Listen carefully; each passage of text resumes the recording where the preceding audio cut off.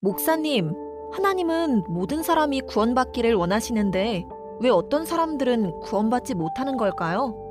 좋은 질문이에요. 많은 사람들이 하나님이 구원받을 사람들을 미리 예정하셨다면 구원받지 못한 사람에게 책임을 돌릴 수 있을까라는 의문을 갖습니다. 하지만 기독교 전통에서는 인간이 선과 악을 선택할 수 있는 능력, 즉 자유의지를 가지고 있다고 가르칩니다. 바로 이 자유의지를 통해 사람이 하나님의 구원에 응답할 수도 거부할 수도 있는 것이죠. 그렇군요. 하나님의 구원에 거부할 수도 있고 응답할 수도 있다는 게 참 공감되는 것 같아요. 그렇다면 인간이 하나님께 불순종하기로 선택한 것도 자유의지 때문일까요? 맞아요. 하나님께서는 인간을 하나님의 형상대로 창조하시고 이성과 감정, 의지를 주셨습니다. 그리고 무엇보다도 사랑의 관계 속에서 자유롭게 응답할 수 있는 존재로 만드셨죠. 하지만 아담이 자유의지를 남용해 죄를 선택하면서 인간과 하나님의 온전한 관계가 깨어진 거예요. 그래서 하나님과 단절되고 결국은 선을 택하거나 행할 능력도 없어지게 됩니다.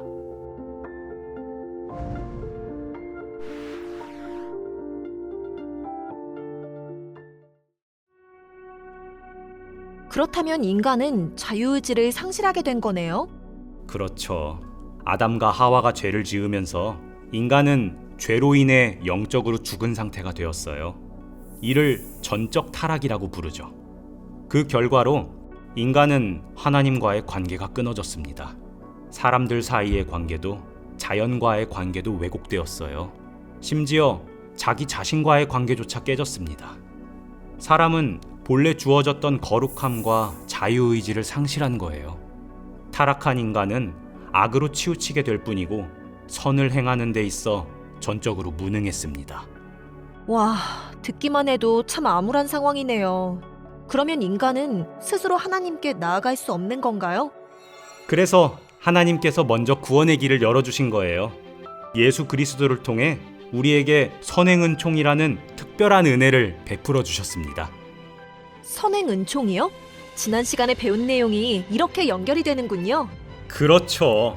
하나님께서 모든 사람에게 조건 없이 선행은총을 베풀어 주셨어요. 그래서 전적으로 무능했던 인간이 이제는 선과 악을 분별하고 하나님의 뜻을 깨닫고 구원에 응답할 수 있도록 해주신 거예요.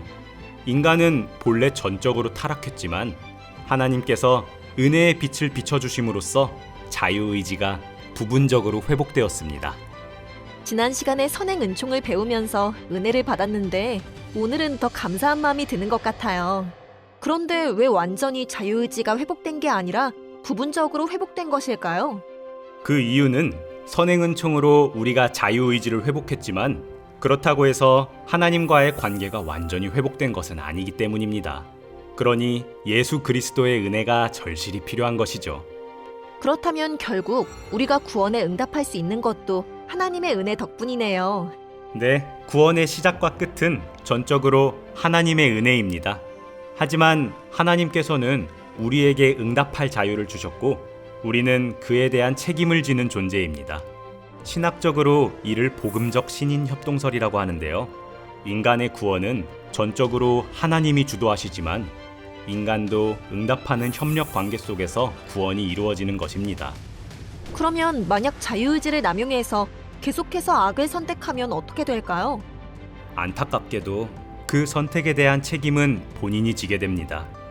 양심의 소리를 거부하고 끊임없이 죄를 선택한다면 결국 하나님과 영원히 분리되는 결과를 맞이할 수밖에 없어요.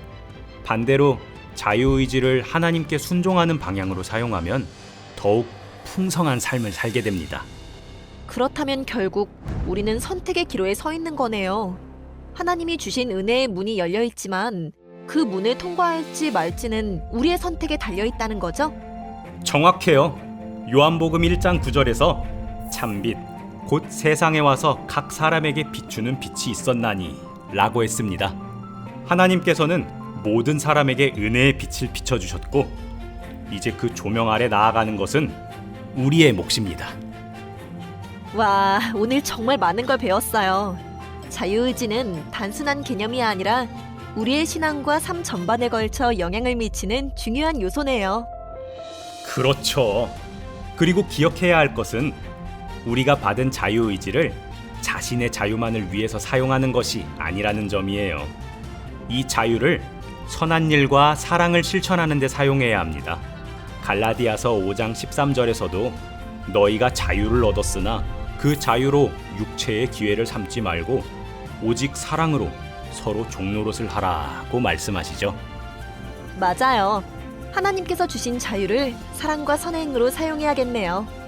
여러분, 우리 함께 회복된 자유의지를 바르게 사용하여 하나님이 기뻐하시는 삶을 살아가도록 합시다. 감사합니다. 여러분, 이제 우리에게 열린 문이 있습니다.